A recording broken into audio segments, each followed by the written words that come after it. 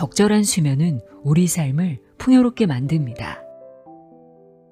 수면은 마음과 뇌 그리고 몸 전체가 조용히 정리되는 시간입니다. 이 시간을 회복하는 법을 알게 되면 하루가 달라지고 인생의 힘도 달라집니다.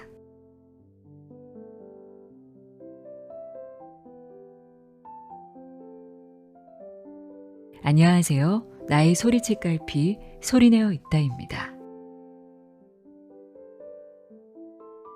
저는 꽤 오랫동안 수면장애로 힘든 시간을 보냈습니다. 거의 15년 이상 심각한 불면증을 겪었는데요. 그랬던 제가 요즘은 아침에 일어나기 힘들 정도로 정말 잘 자고 있습니다. 제가 잠을 잘 자게 된 이유가 여러 가지가 있는데요. 최근에 가장 효과를 보고 있는 방법이 하나 있습니다. 바로 잠들기 직전 따뜻한 열로 눈 주변과 목 뒤쪽을 풀어주는 겁니다. 전자레인지로 따뜻하게 데운 눈찜질 안대를 눈 위에 얹어 눈 주변의 긴장을 먼저 풀어주고 열이 식으면 다시 데워서 베개와 목 사이 경추가 닿는 부분에 살짝 고정해 줍니다. 목 뒷덜미가 따뜻해지면 예민하게 곤두서 있던 신경이 스르르 이완되면서 잠이 금방 찾아오더라고요. 그리고 신기하게도 이 방법은 단순한 기분 탓이 아니었습니다. 오늘 소개할 책에서도 눈과 목 부위를 따뜻하게 해주면 부교감 신경이 활성화되어 릴렉스 모드로 전환된다고 설명합니다. 이처럼 수면은 누구에게나 정말 중요하지만 사람마다 체질도 다르고 수면 장애 원인도 모두 다릅니다. 그래서 세상에는 수면에 좋다는 다양한 방법들이 존재하는 게 아닐까 싶습니다. 오늘은 나는 왜 잠을 못 잘까? 그 근본적인 질문에 과학적으로 답해주는 책을 소개해 드리려 합니다. 니시노 세이지의 왜 못 잘까?입니다. 저자는 스탠퍼드 대학교 의과대학 정신과 교수이자 스탠퍼드대 수면생체 리듬 연구소 소장으로 세계적인 수면의학 권위자입니다. 스탠퍼드식 최고의 수면법이란 책으로 소개해드렸던 분이죠. 이 책은 단순히 일찍 자라, 휴대폰을 내려놓아라 같은 조언이 아니라 우리가 잠을 잘 수 없는 원인을 뇌과학, 호르몬, 자율신경 관점에서 정확하고 쉽게 설명해 줍니다. 특히 저자가 강조하는 핵심 개념 수면 부채와 황금의 90분은 잠의 양뿐 아니라 질을 결정짓는 가장 중요한 기준이 됩니다. 잠든 직후 약 90분 동안 이어지는 수면 구간이 수면의 질을 좌우하는 황금 같은 시간이라고 하는데요. 이 황금의 90분만 제대로 자도 전체 수면의 질이 극적으로 달라질 수 있다고 합니다.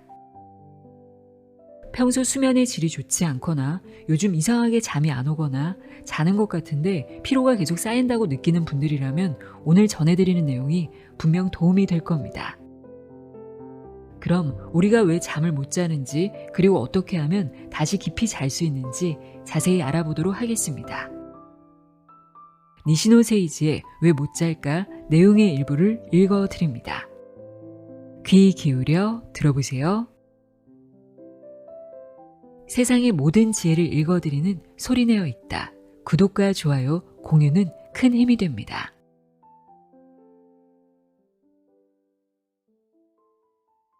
당신의 수면 부채는 어느 정도? 당신의 수면 부채는 땡땡 시간이라고 측정하기는 어렵습니다. 수면 부채는 연구자들 사이에서는 예전부터 쓰이고 있는 말이지만 명확한 정의가 있는 의학 용어가 아니어서 수치화하기 어렵기 때문입니다. 그렇다고 해서 수치화할 수 없으니 신경 쓰지 않아도 된다는 뜻은 아닙니다. 윌리엄 디멘트 교수는 수면 연구 초창기부터 수면 부채라는 용어를 사용했습니다. 디멘트 교수는 스탠퍼드 수면 장애 센터의 창설자이자 수면의학의 아버지라 불리는 인물입니다. 저를 포함해서 그의 제자인 연구자들은 모두 자연스럽게 수면 부채라는 말에 익숙해져 갔습니다. 연구자들이 수면 부족이 아닌 수면 부채라는 말을 쓰는 이유는 그만큼 심각하기 때문입니다. 수면 부채는 단순히 잠이 부족한 것만 문제가 아닙니다. 수면 부족이 뇌와 몸에 미치는 피해는 마치 빚처럼 갈수록 불어납니다. 돈이든 잠이든 빚을 내버려 두면 큰일 납니다. 만성 수면 부족이 월 단위, 연 단위로 쌓여간다면 쉽게 갚을 수 없습니다. 흥미로운 수면 부채 실험이 있었는데 건강한 성인 8명을 매일 14시간 동안 침대에 들어가게 하고 몇 주에 걸쳐 수면 상태를 관찰한 것입니다. 그 결과 그들의 적정 수면 시간은 평균 8.2시간이었습니다. 실험 전 그들의 실제 수면 시간은 평균 7.2시간이었으니 대부분은 하루 40분의 수면 부채가 있었다고 할 수 있습니다. 그렇다면 그들이 40분의 수면 부채를 갚고 적절한 수면 시간으로 돌아가는 데 걸린 기간은 어느 정도였을까요? 매일 원하는 만큼 잔다 해도 무려 3주나 걸렸습니다. 실험이기 때문에 편의상 수면 시간을 최대 14시간으로 정했습니다. 실험 참가자들은 처음에는 13시간 가까이 잤지만 수면 시간은 서서히 감소했고 3주일이 경과한 지점에서 8.2시간으로 고정되어 그 후 늘지도 줄지도 않았습니다. 사실 하루 40분의 수면 부채는 터무니없는 빚은 아닙니다. 그 정도의 수면 부족은 흔한 일입니다. 그런데 이것이 쌓이면 매일 원하는 만큼 자더라도 빚을 상환하는데 3주나 소요되니 바쁜 일상생활에서 수면 부채를 갚는 것은 상당히 어려운 일입니다. 이 실험에서는 또 하나 중요한 사실을 알 수 있습니다. 3주가 지난 시점에서 수면 부채가 상환되고 나면 그 후에는 원하는 만큼 잘 수 있는 조건에서도 우리 몸이 필요로 하는 시간 이상은 잘 수가 없다는 점입니다. 즉, 잠시 잠을 못 자는 시기가 이어지면 수면 부채가 생긴다는 것을 알고 있다고 해도 그것에 대비해 미리 수면 시간을 저축할 수는 없습니다. 낮 시간의 5가지 자각 증상으로 수면의 질을 체크해 보세요. 우선 수면의 질적인 면부터 체크해 보겠습니다.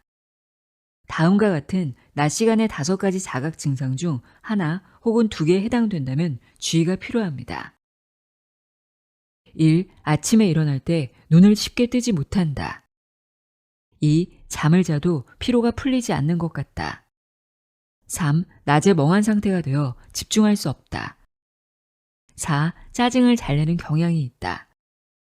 5. 낮이나 초저녁에 졸리다. 순서대로 하나씩 설명하도록 하겠습니다. 1번에 아침에 쉽게 눈을 못 뜬다는 알기 쉬운 기준입니다. 건강한 수면을 취했다면 우리 뇌와 몸은 새벽에 자연스럽게 일어날 준비를 하므로 개운하게 깨어날 수 있습니다. 충분히 잠을 잤는데도 일어나기 힘들거나 알람이 계속 울려도 듣지 못하고 자거나 일어나서도 계속 멍한 상태라면 수면의 질이 나빴을 가능성이 높습니다. 이번에 피로가 풀리지 않는다는 것도 건강한 수면을 취하지 못한다는 증거입니다. 수면은 유지 보수의 시간입니다. 뇌와 몸을 쉬게 하고 기억을 정리하며 자율신경과 호르몬 균형을 맞추는 등 머리와 몸이 모두 재충전됩니다. 따라서 좋은 잠을 자고 나면 새로운 날이 시작되는 상쾌함을 느끼면서 잠에서 깨는 것이 당연합니다. 오래 자고 일어났는데도 피로가 풀리지 않는 것 같다고 느끼는 사람은 건강하지 못한 수면, 즉 수면 중에 해야 할 일인 뇌와 몸의 유지보수를 하지 못한 채 깨어날 때를 맞이한 것입니다. 질이 나쁜 수면은 더러운 접시로 식사를 계속하는 것. 3번에 낮에 멍한 상태가 되어 집중할 수 없는 사람이나 4번에 짜증을 잘 내는 사람도 수면 중에 뇌 유지보수가 이루어지지 않을 가능성이 있습니다. 수면 중에는 뇌의 노폐물이 제거되는 것으로 알려져 있습니다. 예를 들면 치매를 일으키는 질병 중 하나인 알츠하이머병은 뇌에 베타 아밀로이드라는 물질이 쌓이는 것이 주된 원인으로 알려져 있는데 잠을 자지 않으면 사용하고 남은 아밀로이드 찌꺼기, 특히 응집되기 쉬운 베타 아밀로이드가 그대로 뇌 안에 남아 병변을 일으켜서 뇌를 위축시킵니다. 비유를 들자면 저녁 식사에 사용한 식기를 식기세척기에 넣고는 자는 동안 깨끗하게 세척되었는 줄 알았는데 아침에 보니 전원 버튼을 누르는 것을 깜빡해서 더러운 채로 그대로 있는 겁니다. 아주 난처하고 맥 빠지는 상황이죠. 식기는 아침에라도 닦으면 되겠지만 수면 중에 유지 보수가 이루어지지 않은 몸 간에는 다음 수면 때가 되어서야 유지 보수를 할 수 있습니다. 이것은 닦지도 않은 더러운 접시로 아침, 점심, 저녁 식사를 계속할 수밖에 없는 상태에 처한 것과 같습니다. 체내 시계가 미쳐 돌아간다. 앞에서 살펴본 낮 시간의 5가지 자각 증상 중 5번 낮이나 초저녁 졸음은 수면 부채가 쌓여 몸의 리듬도 무너지고 있다는 징후인 경우가 많습니다. 세포에는 시계 유전자라는 것이 있어서 우리 몸은 24시간보다 조금 더 긴 고유의 일주기 리듬으로 움직이고 있습니다. 이 체내 시계로 인해 우리는 아침이 되면 깨어나고 배고픔을 느끼며 활동을 하고 밤에는 잠이 듭니다.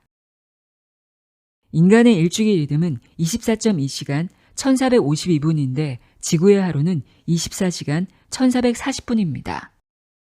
즉, 인간의 일주기 리듬은 지구보다 12분 뒤처져 있는 셈입니다. 그래서 우리는 아침에 햇빛을 쬐거나 식사를 함으로써 매일 12분의 차이를 리셋하고 있습니다. 낮 시간의 졸음은 체내 시계가 잘 작동하지 않는다는 증거일지도 모릅니다.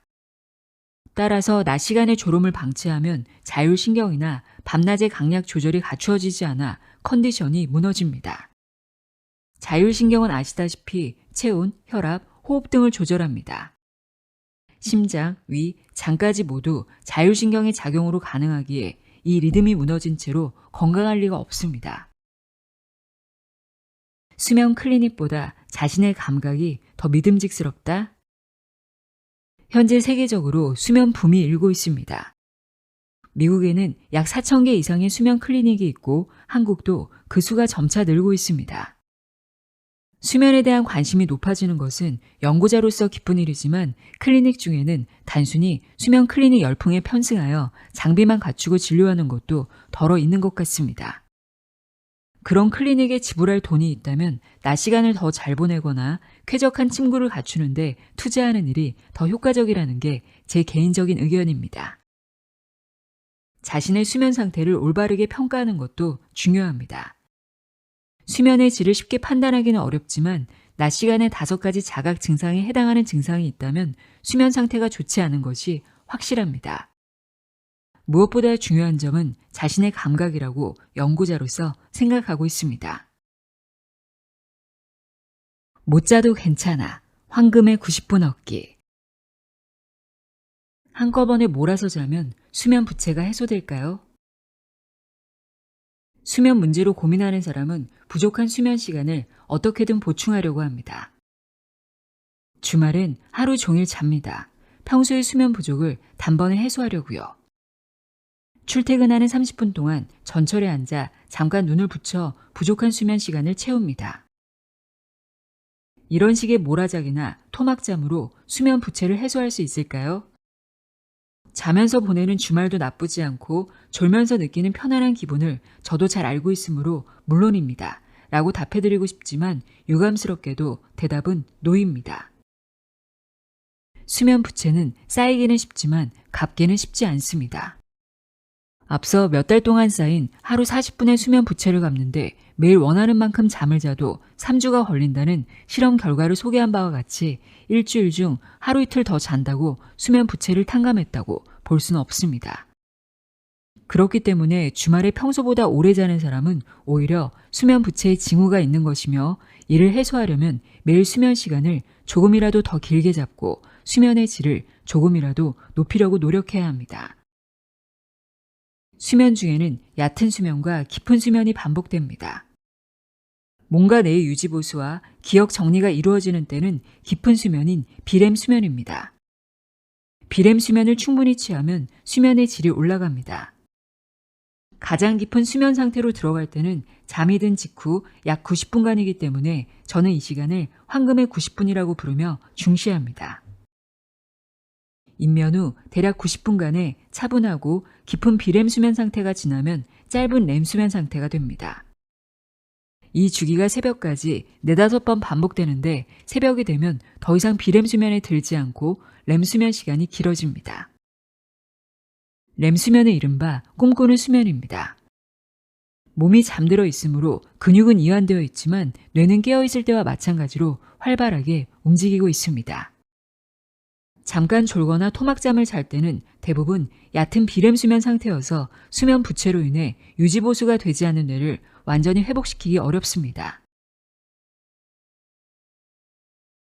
황금의 90분이란 무엇인가요? 입면 직후 약 90분 동안은 가장 깊은 비렘 수면 상태로 이 시간을 황금의 90분이라 부릅니다. 이 시간 동안 다음 5가지 중요한 생리현상이 가장 활발하게 이루어지기 때문에 매우 중요합니다. 그렇다면 그 5가지 중요한 생리현상은 무엇일까요? 1. 뇌와 몸의 휴식. 2. 기억의 정리 정착. 3. 호르몬 균형의 조절. 4. 면역력 향상. 5. 뇌 노폐물 제거. 1950년대까지 수면의 역할은 몸을 쉬게 하는 것뿐이라고 알려져 있었습니다.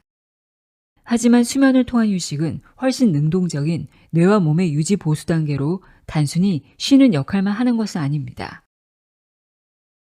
황금의 90분으로 뇌와 몸을 쉬게 하자. 깨어있는 낮 시간에도 몸과 뇌는 어느 정도 복구할 수 있지만 수면 중에만 가능한 유지 보수 기능이 있습니다. 예를 들어 영업 중인 음식점에서는 요리나 접객 등 당장 해야 할 일로 벅차서 청소나 고장난 조리도구를 수리할 여유 시간이 없습니다. 마찬가지로 낮 동안 몸과 뇌는 근육을 움직이고 생각하고 음식을 소화하는 등의 일로 매우 바쁘며 이런 일에 많은 에너지를 소비합니다. 그렇기 때문에 깊이 잠드는 황금의 90분 동안 뇌도 몸도 깊은 휴식을 취하고 유지 보수하는 과정이 필요합니다. 렘수면 상태에서 꿈을 꾼다는 것은 몸은 자고 있어도 뇌는 깨어있는 것을 의미합니다. 즉, 뇌가 유지 보수하기보다는 기억을 정리정돈하고 깨어날 준비를 하고 있는 상태입니다. 반면 비렘 수면은 휴식하는 수면입니다. 심박수도 떨어지고 자율신경 중 교감신경의 활동이 저하됩니다. 그래서 단순한 휴식이 아니라 혈관을 포함한 뇌와 몸의 휴식이 가능합니다. 도로공사는 교통량이 적은 한밤중에 이루어지는 것처럼 손상된 혈관도 비렘 수면 단계에서 복구됩니다. 그렇기 때문에 이때 적절한 수면을 취하지 않으면 자는 동안에도 혈압이나 심박수가 떨어지지 않고 유지 보수가 되지 않으므로 밤낮으로 혹사당한 혈관은 너덜너덜해져 갑니다. 그 결과 뇌출혈이나 심근경색과 같은 혈관성 질병의 위험도가 높아집니다. 수면 무호흡 증후군 등의 수면 장애가 있거나 수면 부채가 쌓여있는 경우라면 취침 중에 혈압이 떨어지지 않습니다. 원래 혈압은 각성 상태일 때보다 수면 상태일 때 낮아지는 게 정상인데 그렇지 못하고 활동하는 낮 시간대의 혈압과 같다면 혈관은 손상됩니다. 이는 한국인의 사망 원인 2위인 심장질환, 4위인 뇌혈관 질환과 직결되기 때문에 40대부터는 혈관의 유지 보수를 위해 황금의 90분을 적극 활용해야 합니다. 황금의 90분으로 면역력을 높인다. 황금의 90분 동안에는 성장 호르몬이 대량 방출됩니다. 라고 말하면 곧바로 이런 질문이 돌아옵니다. 그건 초등학생과 중학생에게만 해당하는 얘기 아닌가요? 우리가 성장기 아이도 아니고. 성장기에만 성장 호르몬이 분비된다고 생각하는 사람들이 있는데 성장 호르몬은 평생 분비됩니다. 성장기가 지나면 그 양이 점점 줄어드는 것은 맞지만 성장 호르몬은 평생 분비되며 성장 외에 다른 부분에도 작용합니다. 성장 호르몬은 대사의 원천이기 때문에 면역에 큰 영향을 끼치는 것은 물론이고 피부 건강 및 뼈 강화에도 도움이 된다고 알려져 있습니다. 피부도 뼈도 끊임없이 낡은 것을 새로운 것으로 대체하는데 나이가 들어서도 마찬가지입니다. 취침 시간이 늦어서 황금의 90분에 잠을 잘 수가 없어요. 황금의 90분으로 인해 호르몬 균형과 자율신경도 정돈되기 때문에 마음과 뇌가 재충전됩니다. 반대의 경우를 예로 들면 우울감이 있는 사람은 입면 직후 깊은 비렘 수면 단계로 들어가기 어렵고 어렵게 들어가더라도 시간이 짧다고 알려져 있습니다. 그렇게 되면 아무리 오래 자도 피로가 풀리지 않고 개운치 않은 악순환에 빠지게 됩니다. 황금의 90분은 밤 12시 전에 자야 가능하다는 건 거짓말. 업무상 자정 전에 잠자리에 들기 어려워 황금의 90분을 놓치고 있다는 이야기를 가끔 듣지만 이는 난감한 오해이며 잘못된 건강 상식입니다. 오후 10시에 자건 오전 2시에 자건 잠들고 첫 번째로 나오는 깊은 수면이 황금의 90분입니다. 그래서 밤 12시 전에 자더라도 입면 직후 깊은 수면 상태로 진입하지 못한다면 그 90분은 황금이 아닌 금도금에 불과합니다. 왜 이런 오해가 퍼졌을까요? 입면 직후가 황금의 90분이라고 하면 사람들은 몇 시에 자야 하는지 기준을 궁금해합니다. 하루 7시간 자는 것이 이상적이며 아침 6시나 7시에 일어난다면 역산해서 자정 전후에 자리에 누워야 합니다. 여기서 자정 전에 자야 황금의 90분이 가능해진다는 설이 생긴 것인지도 모르겠습니다.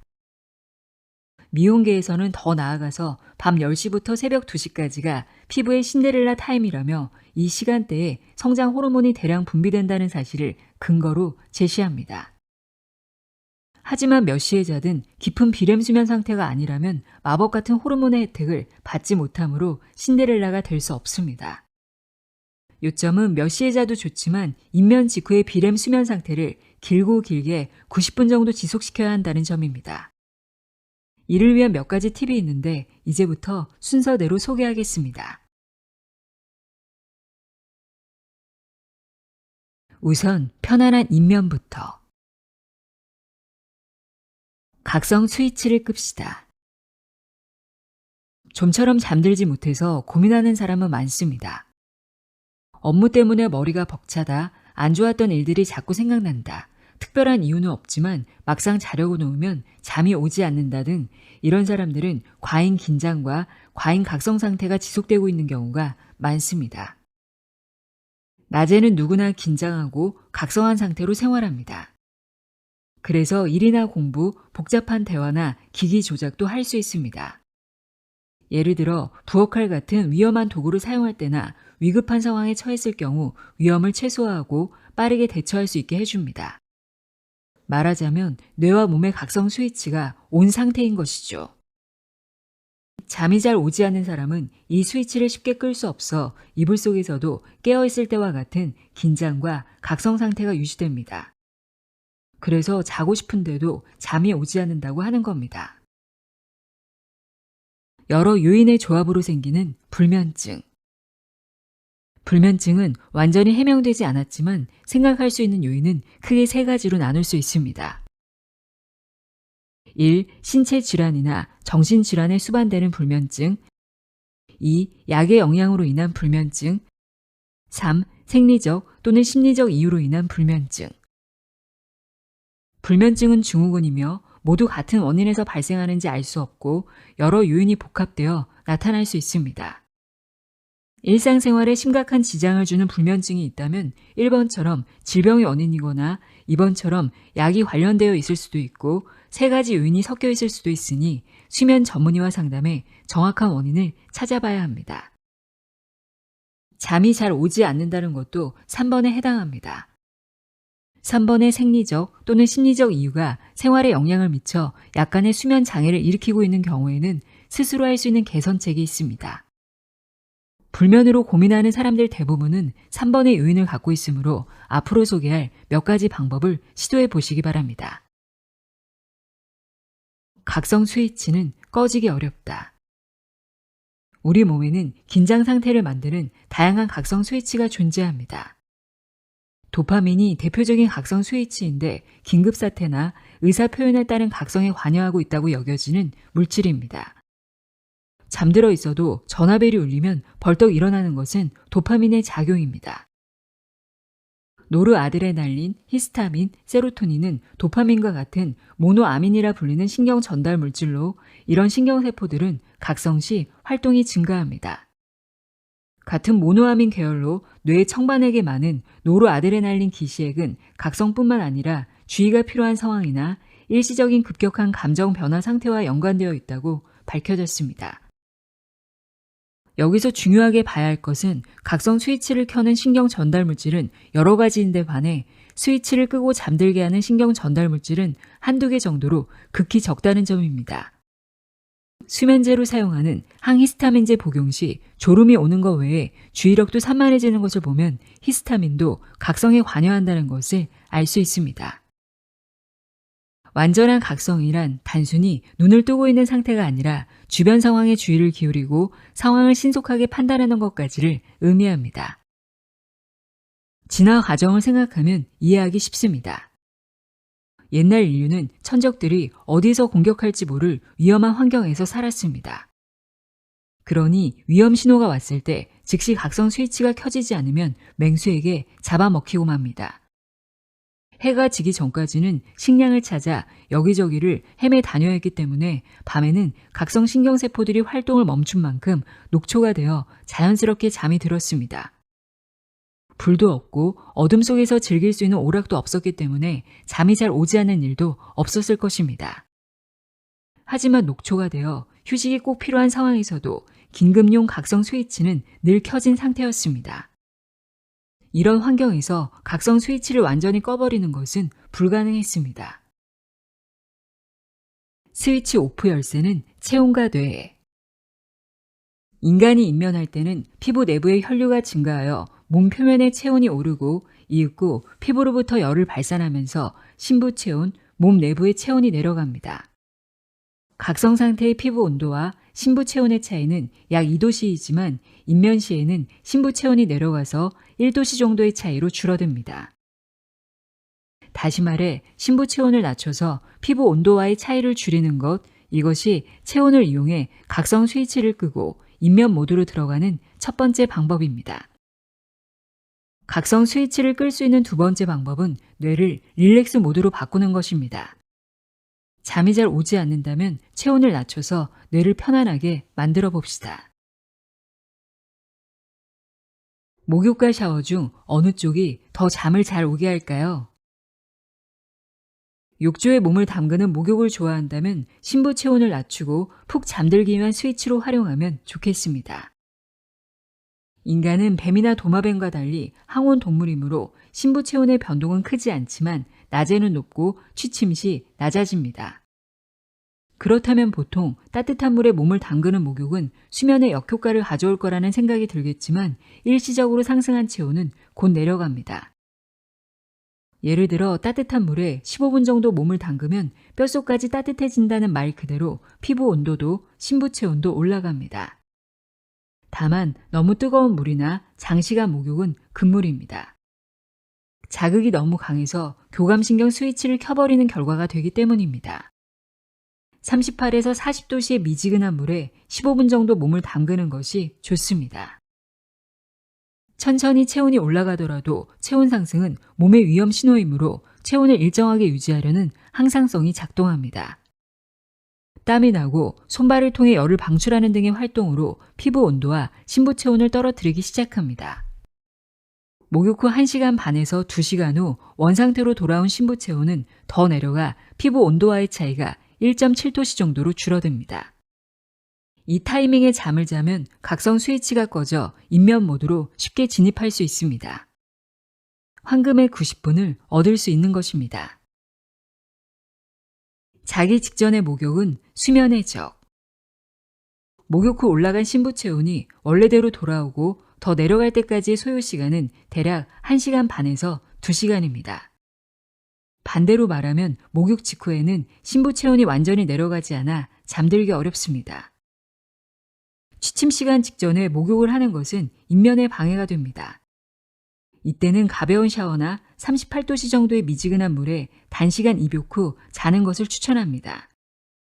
덧붙여서 아침 목욕도 목욕 후 1시간 반에서 2시간 후 졸음이 오므로 추천하지 않습니다. 하루를 시작해야 할 시간에 멍한 상태가 될 수 있기 때문입니다. 잠을 잘 자려면 시간에 따라 목욕과 샤워를 구분해서 하는 것이 정답입니다. 최근에는 사우나를 하면 잠이 잘 오고 숙면을 취할 수 있다는 얘기를 자주 듣습니다. 사우나 후에도 한번 올라간 신부 체온이 피부의 열 방출에 의해 떨어지기 때문에 당연히 졸립니다.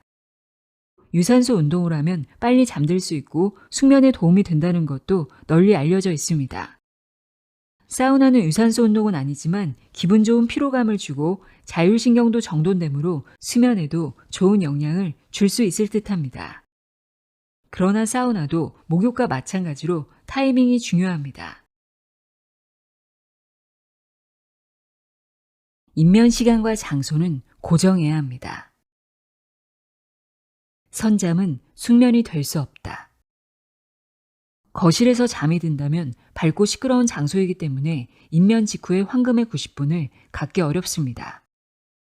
조금 자고 나서 다시 침대에 들어가는 선잠에 이어 다시 자기에는 확실한 단점이 있습니다. 수면 압력이 높아 하룻밤 수면에서 가장 중요한 시간인 황금의 90분을 갖지 못하는 것인데 이는 매우 안타까운 일입니다. 수면의 질을 평가하기 위해서 6시간을 한 번에 자는 경우와 2시간씩 3번으로 쪼개서 자는 경우를 비교한 연구도 있습니다. 깊은 비래면 수면은 입면 직후인 황금의 90분에 가장 많이 나오고 이후에는 꿈을 꾸는 렘 수면으로 바뀝니다. 그렇게 새벽까지 4-5차례 비렘 수면과 렘 수면이 반복되며 눈을 뜰 무렵에는 렘 수면이 늘어납니다.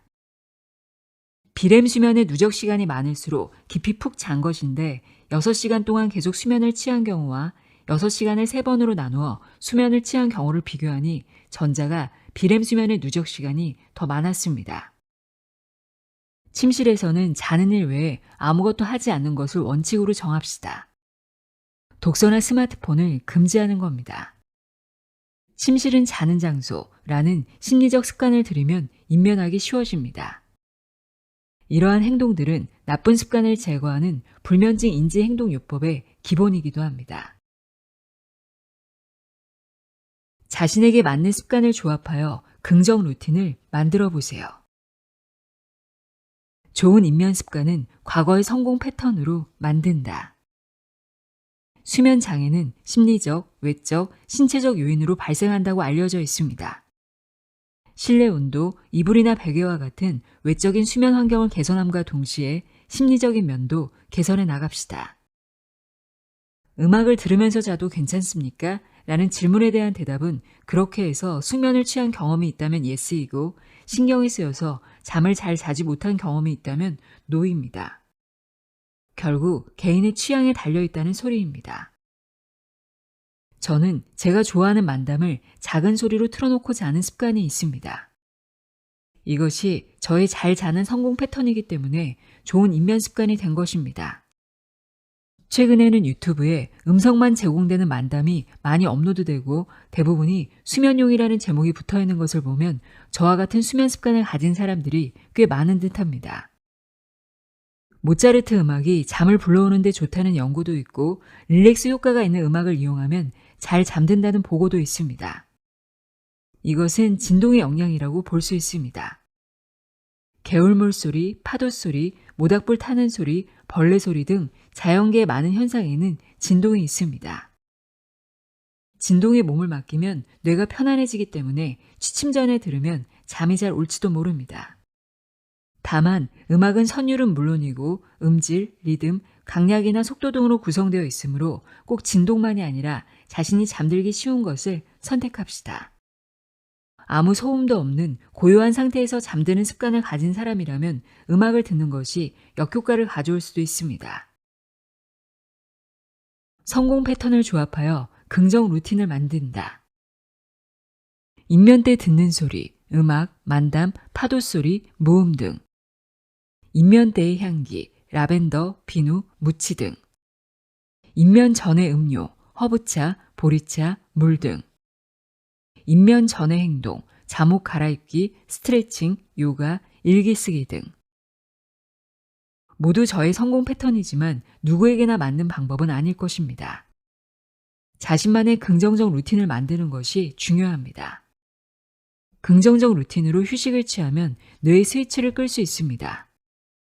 수면에서 신기한 점은 플라시보 효과입니다. 수면제 임상 실험에서 가짜 약이 수면제와 다르지 않을 정도로 효과를 가져오는 경우가 있습니다. 즉, 효과가 있다고 믿고 실행하면 본래의 효과와 더불어 상승 효과를 얻을 수 있는데 이것이 지금부터 말하고자 하는 긍정 루틴입니다. 사람에 따라서는 신경질적이 되어서 특정 행동을 하지 않으면 잠을 잘 수 없다고 믿는 부정의 부정 루틴을 하는 사람도 있습니다.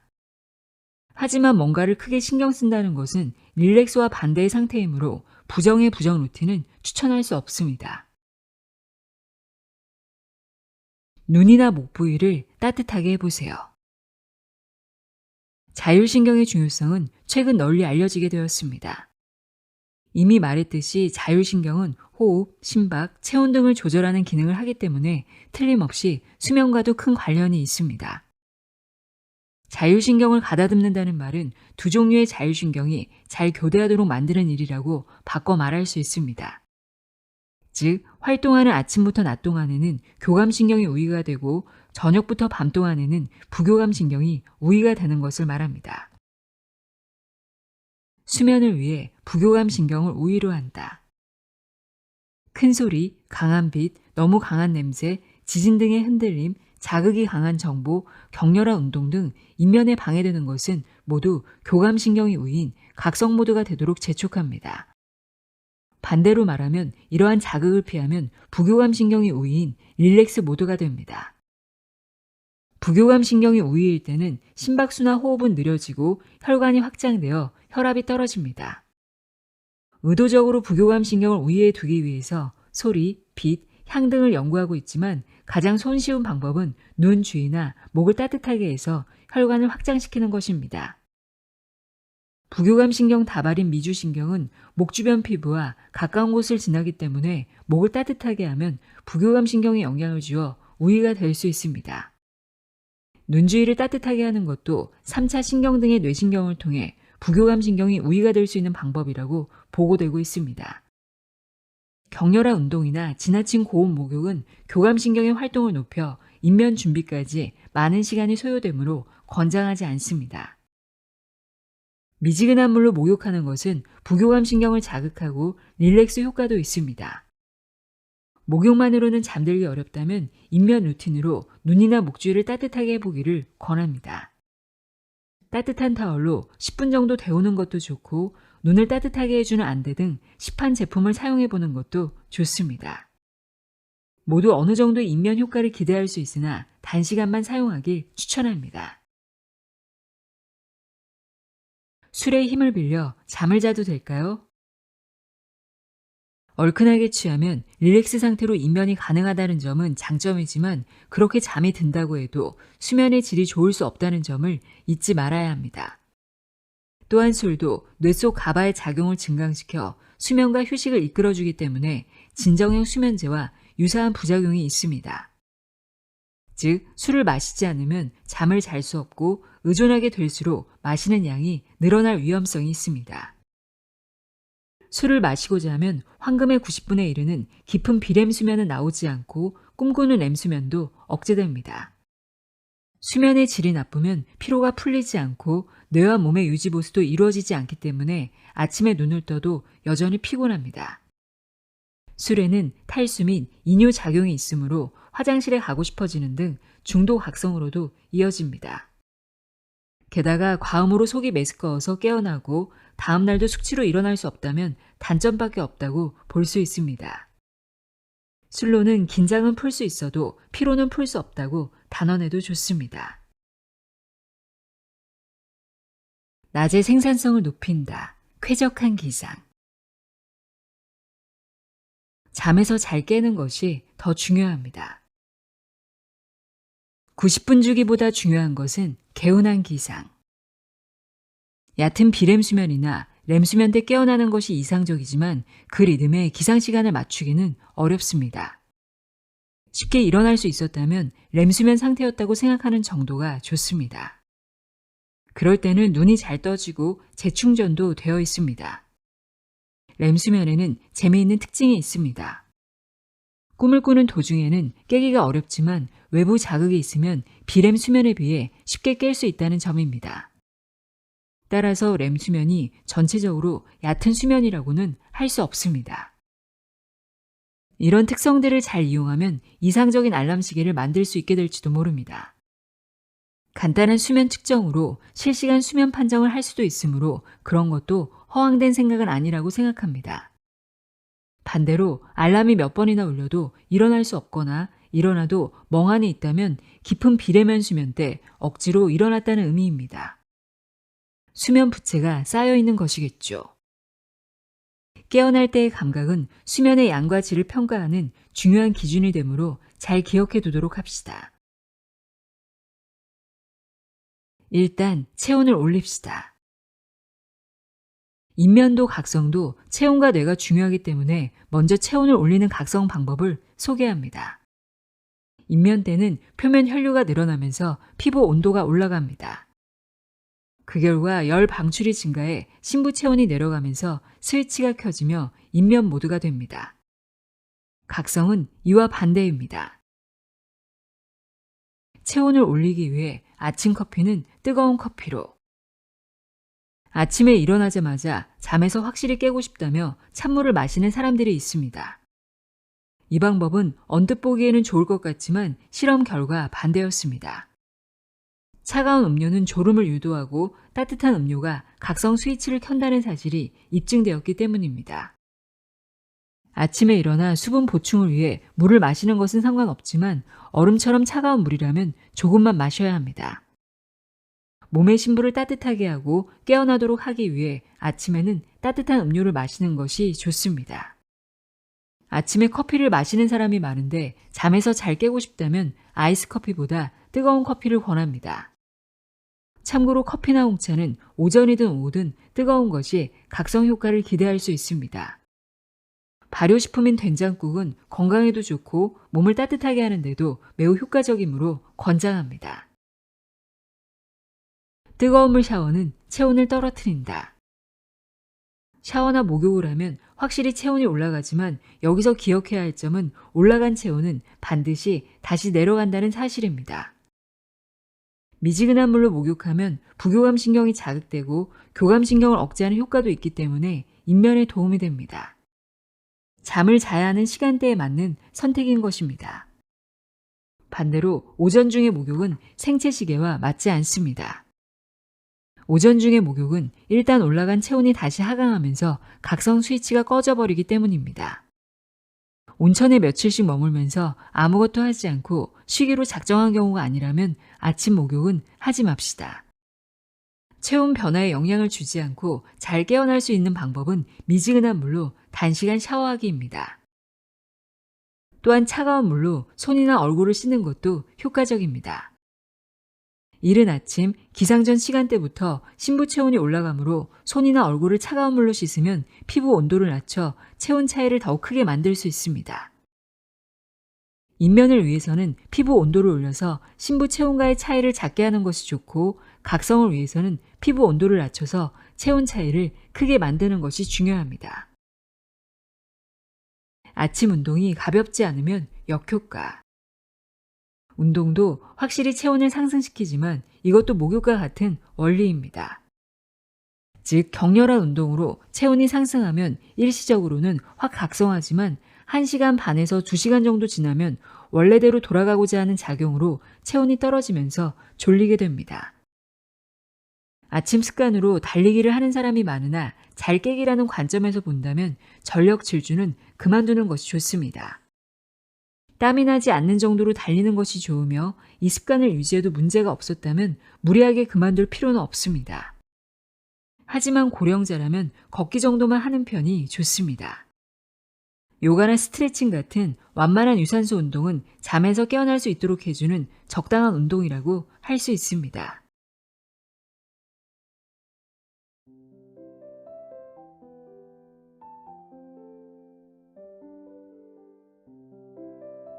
왜 못 잘까 읽어드렸습니다. 잠을 자는 시간은 우리 삶 전체를 지탱하는 가장 기본적인 회복의 시간입니다. 여러분의 밤이 조금 더 편안해졌으면 합니다. 오늘도 함께해 주셔서 고맙습니다.